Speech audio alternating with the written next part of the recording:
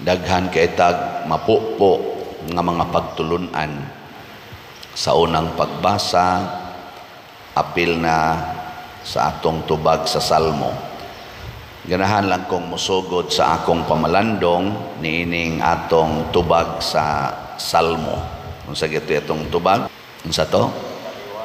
Taliwala kaninyo anaa ang dako ug santos sa Israel. Lingay mong tupad, ina mutuo ka nga ni aron ang Ginoo sa atong taliwala. Ina kon naa nato ang Ginoo ug mutuo kita ana nga naa siya sa atong taliwala, niya siya may labing gamhanan sa tanan. Kaning gi-describe sa awit ni Maria, gisayunan kaanig unsa ni kagamhanan ning Ginoo. Matud pa diri nga gabuhat og dagkong mga butang ang Ginoo, niya iyang gipukan ang mga gamhanan sikan sa ilang trono, gituboy ang mga mapaubsanon, gibusog ang mga gutom, gipapahawa nga way dala ang mga dato. Ingon ana ka gamhanan ning atong Ginoo, unyag naa siya sa atong taliwala, mahadlok pa ka dili na. Ilingay mong tupad, inanaa pa karoy gikahadlokan. Oh, daghan kay tagkahadlok, maunang masangko lang hinuon ta anang tuo-tuo tungod anang atong kahadlok. Bisag unsa na lay atong gipapilit sa atong bungbong, gipangsablig, gipangunsa pa na diha tungod sa atong kahadlok. Hadlok, kahadlok. Dili kahadlok ang gibati ni Maria. Tungod kay ang Ginoo naas iyang taliwala. Hayman ang Ginoo, unsa may taliwala nato ang atong kasing-kasing, ang sentro sa atong kinabuhi. Mao na si Maria, iya yung giingon diri pagsulti, pag humagdaig ni Isabel kaniya nga, bulahan ka sa tanang mga babae, ikaw ang inahan sa Ginoo, ngano kaha nga miduaw manako ang inahan sa Ginoo. Mo na ang atong maghimaya ka Maria, inspired by the Holy Spirit ana si Isabel pagsulti niya ana. Pero unsay tubag ni Maria? Nagdaig ang akong kasing-kasing sa Ginoo ug nagmalipayon ang akong kalag tungod sa Dios nga akong manluluwas. Ang iyang gihisgutan mao ang iyang kalipay tungod kay naas iyang kasing-kasing, naas iyang kalag ang Ginoo. Pagkaninduta. Pero unsa may kahimtang ni Maria? Pobre, way kwarta, wa gani formal education, hasta gani ang iyang gianak nga iya gitong giangkon nga maoto ang manunubos, maoto si Jesus ang manluluwas, wa sad gyapon ka eskwela, pobre. So kini di ay Ginoo mga igsuon, kung niya na nis atong taliwala, himuon ta niyang pobre, himuon ta niyang kabos. Sige, lingay mong tupad, ina gusto kang mukuyog ni mong Ginoo. Ingna timani ha, basta mukuyog kaniyang Ginoo, himuon gid kaniyang pobre, himuon kang kabos. Amo na si Maria o si Jose, portig yung pobriha. Ang mga apostoles, pagkuyog nila ni Jesus, napobre gid silang tanan. Bisan gani si Saint Francis of Assisi, atong mga santos, nga pobre gyud kay ang sugo ni Kristo biyain ang tanan. Bulahan gyud mong mga kabos. Nya kay kita di man ta gustong mapobre. Unsa may resulta? Galisod tag kuyog sa Ginoo. Unya karon kay daghan naman kag mga dinato nga mga butang sama sa imong balay, imong kwarta, imong alahas, hasta gay nang imong gipanghidhid sa imong naong, gipangkolor sa imong buhok, dinato man na siya. Unsa may sunod na hitabo? Dili na ka malipayon nga tinud-anay. Unsa na may naani mo? Kahadlok, kabalaka o karatol. Usahay pagani, kasuko, kahiubos, self-pity. depression o uban pa. Bugat na kayo mong gibati. Daghan kay kag problema, wa kay kalinaw. Dili na ka makaingon, nagmalipayon ang akong kalag, nagmalipayon ang akong kasing-kasing, bugat akong kasing-kasing, luya ang akong kalag. Aka na derong kasigig away nato nga mga politicians o mga leaders, purting mga datua, oy, syunan ka nang ila lang ganing mga rilo, milyon-milyon, rilo lang na. Napasilay kaugalingong eroplano, napasilay kaugalingong helikopter, naasilay kaugalingong mga barko, purtig yung mga datua.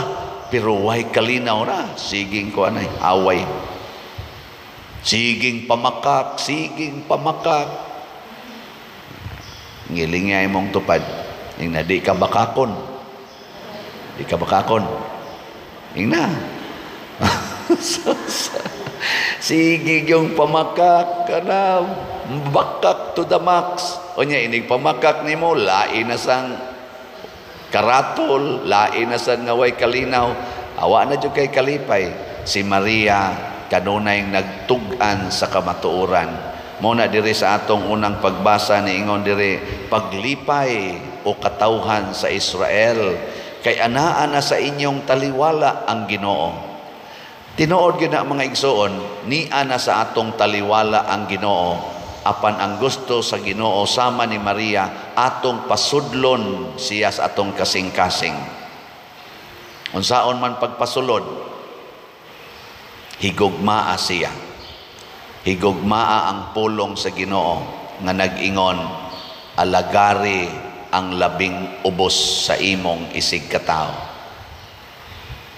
Kay unsay imong buhaton ngadtos labing ubos, imo nang gibuhat na rin ako. Maunay pulong sa Ginoo. Whatever you do to the least of your brethren, you do it to me. Ang ato rong simbahan, least kayo ang halin sa slots. Unsa man, inyong alagaran, dili. Kusga. Oh, sige, daghan nagpalit og slot. Ingon ko ang atong MMHD, katong Mother Mary's Healing and Deliverance, kinahanglan unta to mahurot na tog palit karong May 31 kay iya girong pista ni Mama Mary, iya sa ning buwan kining Mayo. Pero wa man mahurot, atong gibaligya 6,000 ra ka slots. Nya tag 1,000 per slot. Ang atong halin as of yesterday 935 paman, wa kabot 1,000, naapay 5,065 ka slots. Pero bisan paman ani, magpasalamat kita sa Ginoo. Pakpakan nato ang namalit nato og Mother Mary's Healing and Deliverance.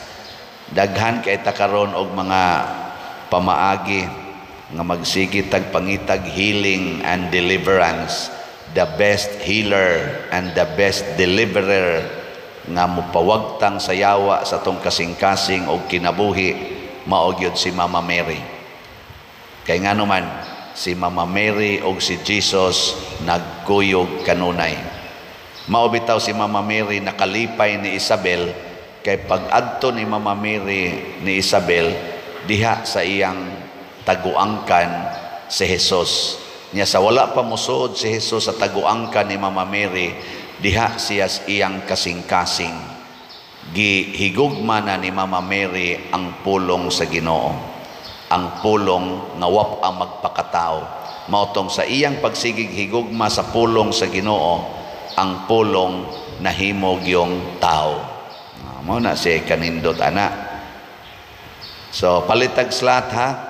Hutdon tani karong adlaw, imagine na pilagot ta kabuok.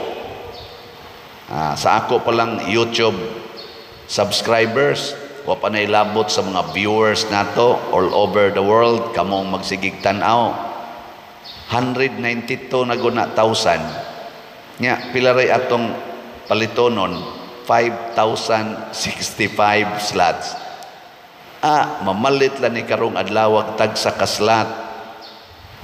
Kamong tanan nga minaw, palit mo ko sa kaslat, ipadangan is atong GCash. Ang akong GCash dili na di masudlan. Ang buto kang Brad Loloy na lang tingali, Brad Bernardo o pampuno, no? Napakuno okay pa kuno kang Brad Loloy, kana Bernardo Jacobi. Mao na lang na okay nga GCash, pero sugod ugma, open na sad ning akong GCash. 500,000 may maximum ani kay bag-o naman sang adlaw sa sunod buwan ugma. Hangtod ugma, pamalit mo tag sa kaslat. Siya arog di ni mahurot 5,000 niya kitang tanan sobra tas 1 million. Siya araw sad, no? Pero nga naman, tungod kay usahay, ang atong priority mao ang atong personal nga kalipay, ang atong self. Si Mama Mary, ang iyang priority mao ang others. Ang others, dili ang iyang self. Mao nang morisgo siya, muantos siya aron lang mahatagag serbisyo ang uban. Nya salamat sad sa namalit sa atong SBF dag. Ang atong SBF dag katong para sa atong kumbento nahalina na tag 23,247 kaslats, naapay 36,753 kaslats, tag 500 pesos ni. Unya nasa tay 16 slot challenge, tag 8,000 pesos per challenge, na nasa tay 38 ka 16 slot challenge. So ato sang pakpakan ang namalit aning atong SBF dag. Salamat kayo. Nya open pa sad atong DSAP na natay 197 ka slots sa DSAP katong tag 500,000 pesos. Kining akong gihisgutan nga para sa atong simbahan mao ni ang tinuod nga makalipay. Na iniingon ako pader nagdepresyon gyud ko. Sud na sa hapit mo 10 years. Pero sa sige na kong paminaw sa imong humili, nya sige sa kong palit slot almost every week.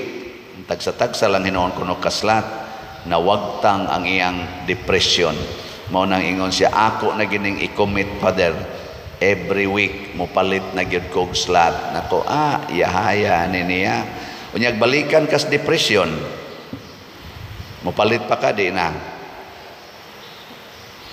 Og panalitan ba ikaw ba? Nawai mong depression, ayo na ka. Nya human dayon i-commit na ka, Lord, magsige na jud kog palit og slot. Nya nibalik man. Mupalit pa ka di na. The more nga mupalit ka. The more nga mupalit. Kaya nga naman, naayo gikas una nga panagsar ka palit, karon ibalik. Naraman ang antidote, ang pagpaambit sa tanan. Mao na nindot kaayo ang modeling ni Maria. Nindot sad kaayo ang epekto sa nagsunod ni Mama Mary. Ako nisugod kog kaila ni Mama Mary, mga 11 years old, naapil ko sa Legion of Mary. Nya gikan ato hangtod karon Legion of Mary gyud ko. Yes, na ako'y daghang sala, daghang mga ana-ana sa kinabuhi, pero usa lagi akong gikuptan. Murabag nagkupot kog pisi nga nitabok kog sapa na kusog kaing baha nga magsigi og ana-ana pero wa gyud mamuhi ni Mama Mary. Daghan sa kong panahon nga failures ko sa akong mga commitments, pero naagyo ko gakupot ni Mama Mary. And with that, makaingon gyud ko karon ang akong kasing-kasing nagmalipayon diha sa Dios nga akong manluluwas. Nga naman, magtan-aw lang ko ninyo daan, lipay na kay ko, labi na ginigpalit ninyong slot, postan, murag muulpot akong kinabuhi. Kanang mo ari dire niya magpa-picture, pader, manabi amig palit dito. Oh, sige, picture ta pagkanindota. Pero kana magsigig pa-picture o niya, iguman wa gigipalit. Makaingon lang sa ko, hopefully next time. Di ba? Di na ang akong kalipay nga, unsay gihatag nga rin ako, unsay gihatag nga rin ako. Dili na. Ang ako, unsay gihatag ngadto sa simbahan, pinaagi kanako. Kana mga slat-slat bisag 1 centavo wa man jud koy gikuha ana para magina sa simbahan. Mao ra ginay akong ikapanghambog ika proud of kay hasta ako mopalit man sa kog slat. Manguha na noon ko diha, palit man gani kog slat para gina sa simbahan. Ang ako ra yung kwaon, ang ako ra yung stipend di sa tanan. Siguro mga 5% lang sa akong stipend, akong kwaon para sa akong personal. Nya dili pa gina nako personal kay ako nang ipanghatag-hatag ngadto sa angayng hatagan. Kana bitang moadto kog pista, imbitaron ko.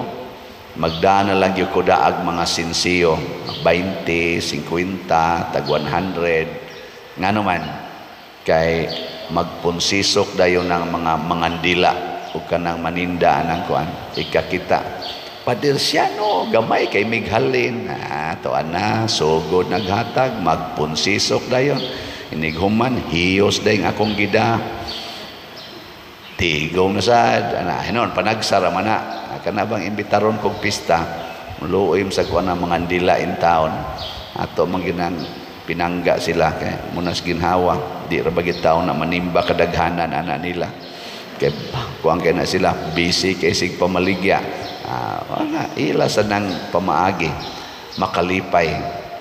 So mga igsoon ang kalibutan karon gihasi sa yawa, buntugo nato ang yawa pinaagi sa pag-alagaray sa usag-usa kuyog ni Kristo, kuyog sa mahal nga Birhen Maria.